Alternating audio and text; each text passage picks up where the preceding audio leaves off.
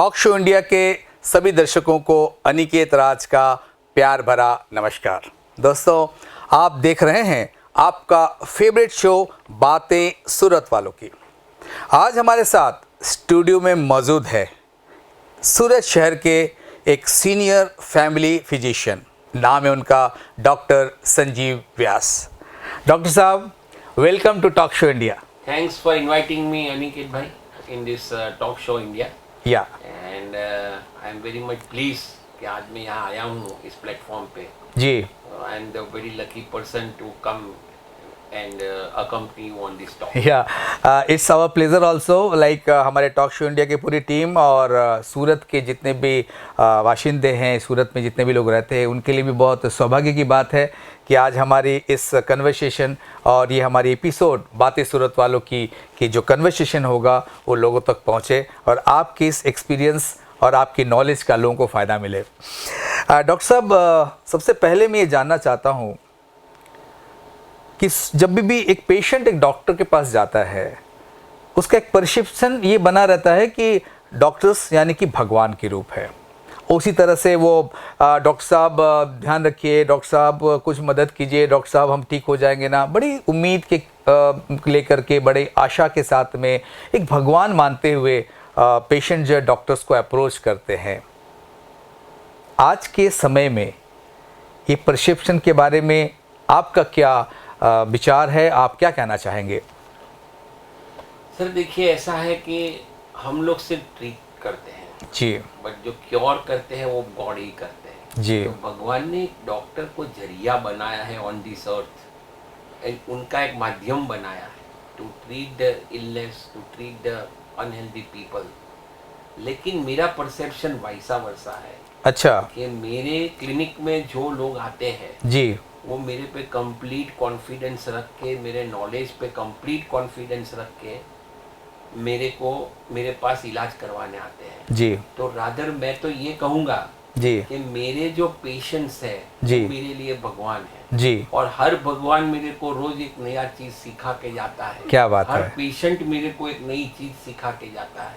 Okay, तो मैं तो भगवान को ये कहता हूँ कि तुमने मेरे पेशेंट को गॉड बनाया है, मेरे नॉलेज का जरिया बनाया है। क्या बात है। तो for me, to my perception, my patients are my god, I am not their god. Okay, great doctor साहब, बहुत ही अच्छी तरीके से आपने इलाबोरेट किया है एंड आई मस्ट अप्रिशिएट कि आपने कि जैसे पेशेंट एक डॉक्टर्स को भगवान मानते हैं, तो एक डॉक्टर भी अपने पेशेंट को एक भगवान के रूप में ही देखते हैं और उसी तरीके से वो अपनी सेवा सर्विसेज देते हैं।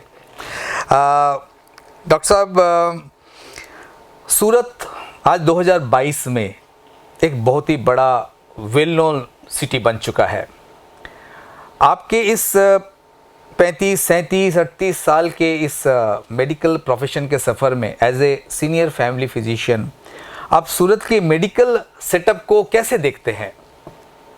सर, सूरत का जो मेडिकल सेटअप है जी, let me tell you, is to the mark. एकदम अच्छा मेडिकल सेटअप है। ओके, आज से जब मैंने कुछ 37 इयर्स पहले प्रैक्टिस चालू किया जी, तो सूरत में एक भी सीटी स्कैन नहीं था। ओके, धीरे धीरे एक सीटी स्कैन का मशीन आया। जी, अब आज आप देखिए कि वर्ल्ड में जो best to best company CT scan बनाती है वो हमारी सूरत की बड़ी हॉस्पिटलों में है। ओ हो, और वो अपने को सब तरह की फैसिलिटीज भी बहुत अच्छी है, जी, इंफ्रास्ट्रक्चर भी अच्छा है। सूरत में भी रोबोटिक सर्जरी आ गई है। अच्छा, सूरत में भी ट्रांसप्लांट्स चालू हुए हैं। सूरत में अच्छे ट्रांसप्लांट हो रहे हैं, सक्सेसफुल ट्रांसप्लांट हो रहे हैं। जी, और तो मैं ये कहता हूँ कि सूरत में अभी अगर आप 2022 की बात करते हो जी, और अगर आप हॉस्पिटल की या कोई क्लिनिक की बात करते हो, तो ये बहुत अच्छा इंफ्रास्ट्रक्चर, बहुत अच्छे सेटअप के साथ सूरत के अंदर हर तरह की फैसिलिटीज़ है।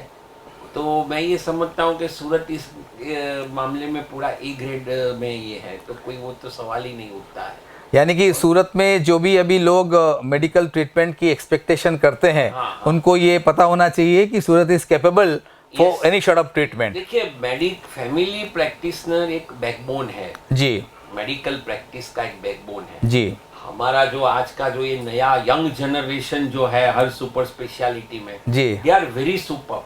ये लोग एक इंटरनेशनल लेक्चर्स देने जाते हैं, इंटरनेशनल पेपर्स प्रेजेंट करते हैं। जी मैं आपको हॉस्पिटल का नाम तो नहीं कह सकता, जी, जी। लेकिन हमारे सूरत के अंदर गैस्ट्रोएंट्रोलॉजी ले लो, न्यूरोलॉजी ले लो, स्पाइन सर्जरी ले लो, कैंसर सर्जरी ले लो। जी। आज जो हमारे यंग डॉक्टर्स का जनरेशन है, जी वो इंटरनेशनल फेम्स है, उनके इंटरनेशनल जर्नल्स में पेपर्स आते हैं, राइट और इनकी जो टेक्निक्स है जी वो आज आप समझिए कि पहले एक स्पाइन का सर्जरी होना मानी लोग 1.5-2 महीने बेड पे सोया करते थे, और आज वो लोग एक दिन में आपको सर्जरी करके घर भेजते हैं। क्या बात है। ऐसा ही गैस्ट्रोएंट्रोलॉजी में है, ऐसा ही न्यूरोलॉजी में है, ऐसा ही हर दूसरी मेडिकल उसमें है, स्पेशलिटी में है। जी तो मैं ये चाहता हूँ कि सुपर स्पेशलिटीज को इस प्लेटफॉर्म पे लाऊं, जी और सुपर स्पेशलिटीज डॉक्टर्सों के साथ मिल करके टॉक शो इंडिया में हमारे सूरत के जो लोग हैं उनको हम क्या क्या मेडिकल सर्विसेज देते हैं, जी। उनके लिए अलग अलग अवेयरनेस खड़ा किया जाए, उनके लिए अलग अलग तरह का नॉलेज दिया जाए। जी तो आई थिंक सूरत की जनता को ये काफ़ी बेनिफिट होगा, और सूरत की जनता इससे काफ़ी हेल्पफुल भी होगा। लाइक जिस तरह से आपने बड़े कम शब्दों में पूरा इलेबोरेट किया, उसका जिस निकल के आता है कि Surat is now well equipped medical city, Yes, right. yes, doctor साहब, आपने कहा कि लोगों को बाहर जाने की ज़रूरत की बात, ये मैं थोड़ा समझना चाहता हूँ कि Mumbai is not far away from Surat, 3-3.5 घंटे का ड्राइव होता है। तो मैं सुनते हुए आता हूँ कि कुछ पर्टिकुलर केसेस सूरत से मुंबई लेके जा रहे हैं, तो कैसे आप देखते हैं सूरत मुंबई का इस चीज़ को?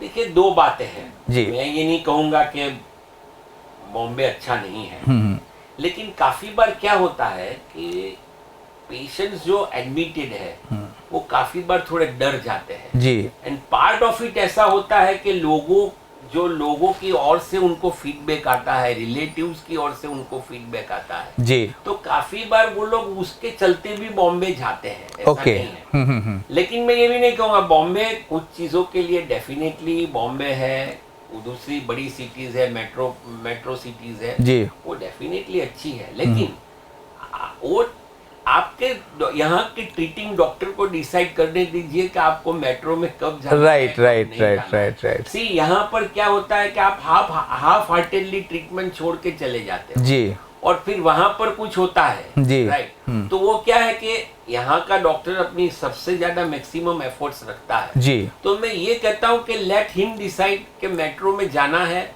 और वो डेफिनेटली आपको मेट्रो में रिफर करते ही है, उसमें भी कोई सवाल नहीं है। जी आजकल के जो नए डॉक्टर्स है, नई जनरेशन है, they are up to the mark in that also.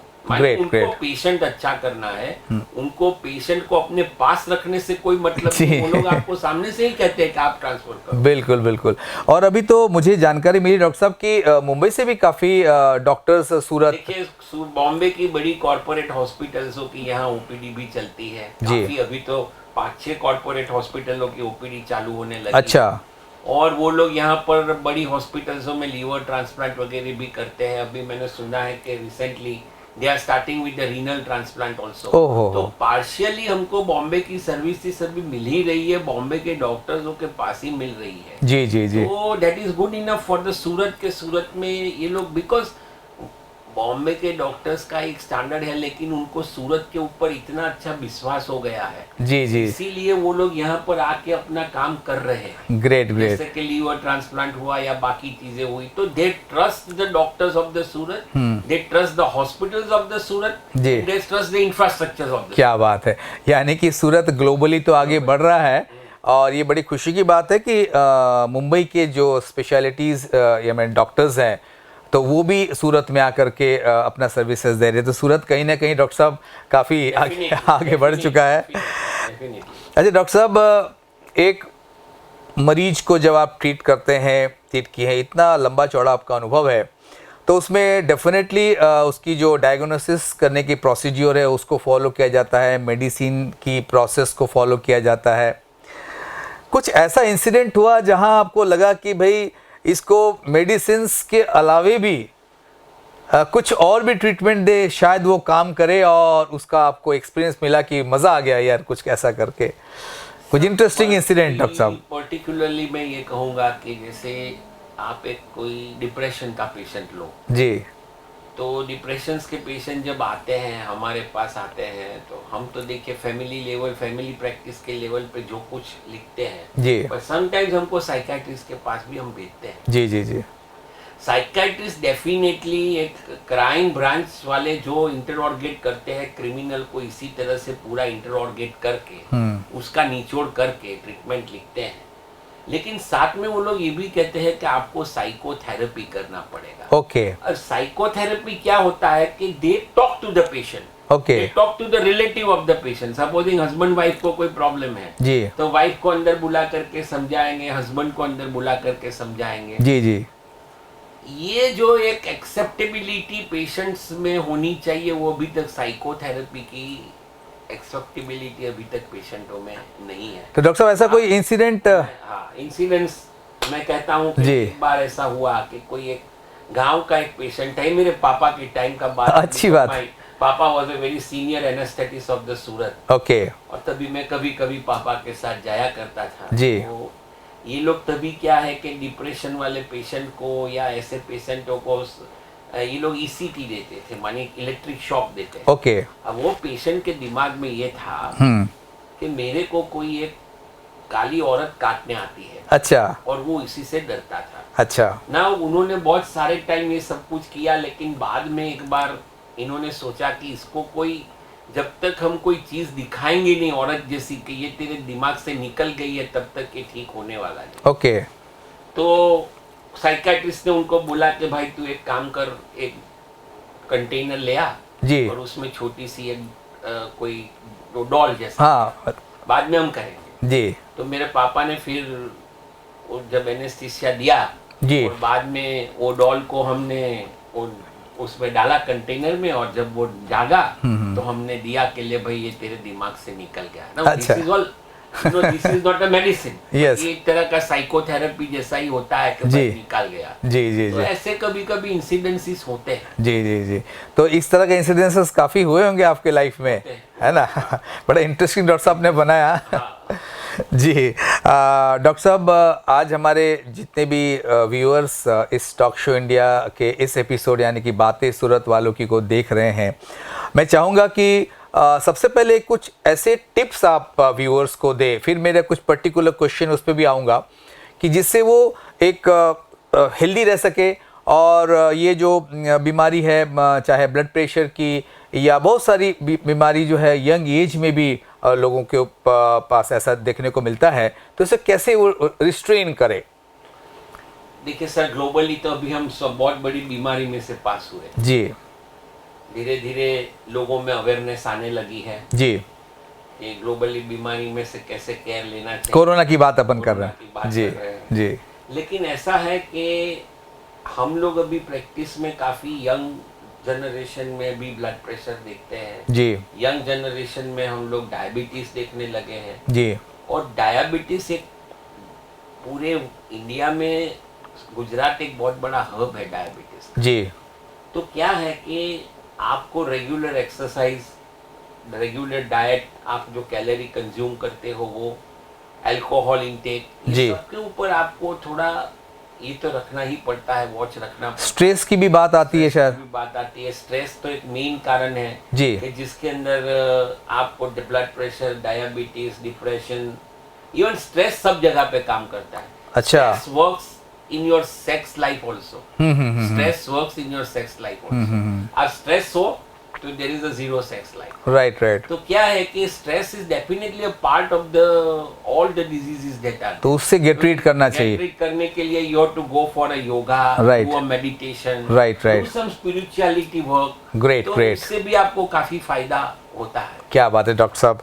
Doctor साहब, ये कॉमन एक क्वेश्चन है कि बहुत लोग खराटे आते हैं, तो उसको क्या ऐसे लाइटली लेना चाहिए कि क्या आप कहना चाहेंगे? सर, कराटे एक्चुअली क्या है कि जनरली लोग लाइटली लेते हैं जी। इसको हमारी लैंग्वेज में हम लोग स्लीप एपनिया कहते हैं। ओके, क्या कहते हैं डॉक्टर साहब? Sleep apnoea. Okay. Sleep apnoea. Sleep apnoea में ऐसा है कि अगर आप उसके ऊपर सीरियस नहीं रहेंगे जी तो वो आपको ब्रेन स्ट्रोक भी करवा सकता है, आपको हार्ट अटैक भी दे सकता है, आपको ब्लड प्रेशर भी हो सकता है, आपको डायबिटीज भी हो सकता क्या बात कर रहे हैं डॉक्टर है। साहब? तो स्लीप एपनिया को मैं लोगों को यही संदेश देना चाहता हूँ कि स्लीप एपनिया को आप इतना लाइटली मत लीजिए। जी। आपके डॉक्टर को कंसल्ट कीजिए, रेस्पिरेटरी मेडिसिन वाले डॉक्टरों को कंसल्ट कीजिए, चेस्ट फिजिशियन को कंसल्ट कीजिए। जी। वो लोग आपका स्लीप स्टडी करते हैं।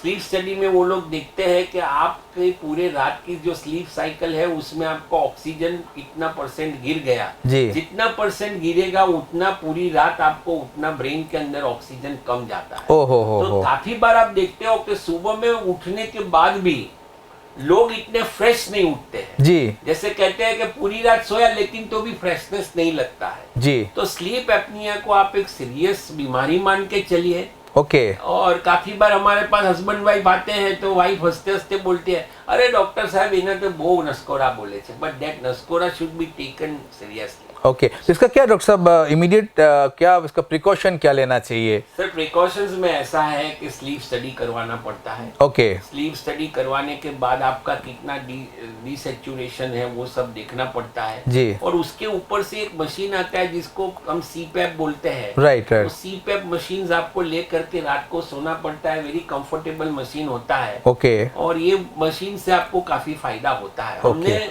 अच्छे अच्छे लोगों का, मैंने मेरे एक ब्यूरोक्रेट पेशेंट है उसका भी बीपी की काफी दवाइयाँ कम हो गई ये स्लीप एपनिया की ट्रीटमेंट के बाद। ओके। तो मैं समझता हूँ कि ये लोगों को सीरियसली लेना चाहिए। रेस्पिरेटरी मेडिसिन वालों के पास जाना चाहिए, चेस्ट मेडिसिन वालों के पास जाकर के स्लीप स्टडी करवा, बिल्कुल बिल्कुल, हाँ ये करवाना चाहिए। तो फ्रेंड्स, जैसा कि डॉक्टर संजीव व्यास ने बताया है, कराटे आना ये कोई नॉर्मल चीज़ में आप उसको मत कंसिडर कीजिए। इसको आप डेफिनेटली आप अपने जो पर्सनल आपके डॉक्टर हैं या अपने फैमिली फिजिशियन हैं, आप उनसे ज़रा डेफिनेटली कंसल्ट कीजिए। जैसे डॉक्टर संजीव व्यास ने बताया कि इससे काफ़ी सारी बीमारियां होती है, तो ये जो खराटे वाला जो सिम्टम्स जहाँ भी है तो डेफिनेटली आप डॉक्टर से कंसल्ट कीजिए। डॉक्टर साहब, आपने बहुत अच्छी तरीके से बताया इसमें कितनी बीमारियाँ होती है। लोगों को नशे की बहुत तरह की आदत है, चाहे वो स्मोकिंग हो, टोबैको की बात हो, और इसके हम हेड अगर हम बात करें, लीकर की बात करें, एंड उसके बियॉन्ड अगर एडिक्शन वर्ड अगर कहीं अप्लाई होता है तो that is for the drugs. तो लोगों को पता तो है ये सब चीज़ से रिस्ट्रेन करना चाहिए, लेकिन अगर हम अल्कोहल से बियॉन्ड की बात करें, वो काफ़ी ज़्यादा यूथ को इफ़ेक्ट करता है। तो इन जनरल ये सब एडिक्शन से किस तरह का बीमारी आता है और लोगों को पता चलना चाहिए ताकि इस एडिक्शन से वो रिस्ट्रेन कर पाए? डॉक्टर साहब सर, एडिक्शन जो ड्रग्स के एडिक्शन है, अल्कोहल के एडिक्शन है जी, अब आप देखिए कि हम लोग काफ़ी लीवर ट्रांसप्लांट्स देखने लगे, लीवर सिरोसिस देखने लगे, यंग एज में देखने लगे। राइट। तो उसका एक कारण है कि अल्कोहलिक इंड्यूस लीवर डिजीज होता है। जी।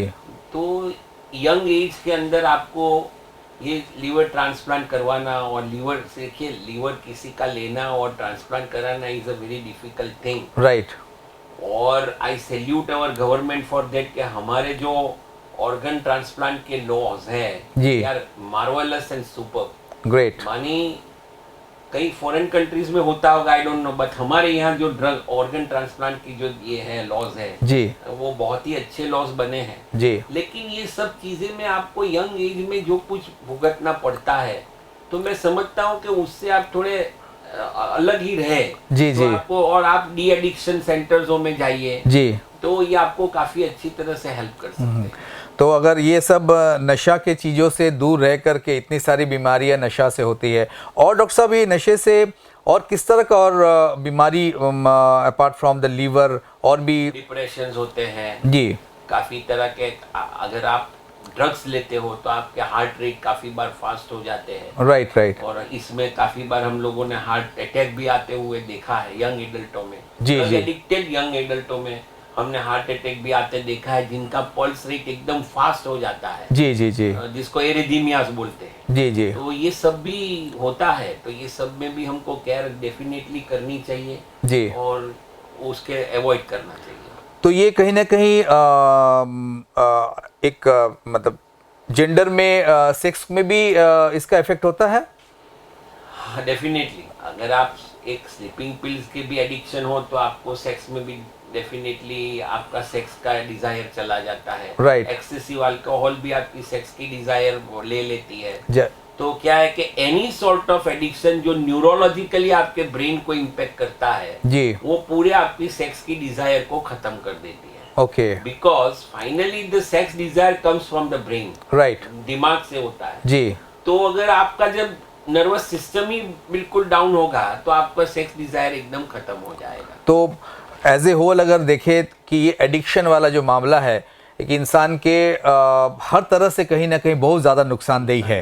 हाँ, तो डॉक्टर साहब अभी आप जो भी इस एडिक्शन में जाने अनजाने में पड़े हुए हैं तो उनको क्या मैसेज देना चाहेंगे, कैसे वो रिस्ट्रेन करें? स्पिरिचुअलिटी तो एक माध्यम है ही है। स्पिरिचुअलिटी है, इनके डी एडिक्शन सेंटर्स है जी, ये इनके आई मीन देखिए, अगर आजकल तो नौजवान लोग तो गूगल फटाफट देखते हैं, आप उनकी एडवर्स इफेक्ट्स वगैरह देखिए जी, तो फाइनली आपको मालूम पड़ेगा कि one smoking of the cigarette takes away 5 minutes of your life. Right, आप एक सिगरेट पीते हो तो आपकी 5 मिनट कम हो जाती है। ओके, राइट, तो वो सब उनको समझना चाहिए और उनसे पूरा I mean they have to restrain that everything. Right, right, right, जैसे कि एक पब्लिक में बहुत बड़ा अनिकेत भाई मिसबिलीफ है जी, कि कोई आदमी वेंटिलेटर पे गया तो वो आदमी कायम के लिए गया। Right, it is not that. Okay, I want doctors to come on this platform, give a very good message to the people right, कि भाई ऐसा नहीं है, ऐसा नहीं है, ऐसा ये परसेप्शन गलत है। परसेप्शन गलत है। बिकॉज जब ऑक्सीजन चालू होता है तो पीपल स्टार्ट ग्रम्बलिंग, ऑक्सीजन चालू हुआ, वेंटिलेटर पे जब पेशेंट जाता है।